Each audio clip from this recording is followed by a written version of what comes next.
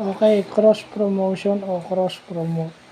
So, pag sinabi mong cross-promotion, yun yung gumagamit ka ng isang produkto para i-promote yung isa pang produkto. Diba, gumamit ka ng isang produkto ng pabango para i-promote din yung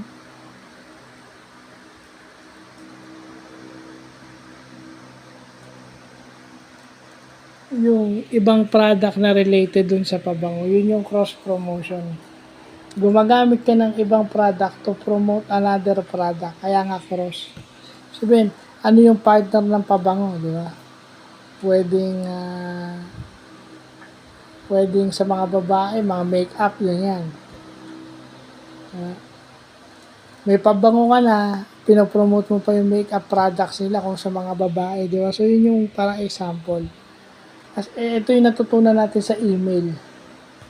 So, para maging kapanipaniwala at binabasa yung email mo, kailangan meron kang cross-promotion na tinatawag, yung cross-promotion strategy. So, yun lang po.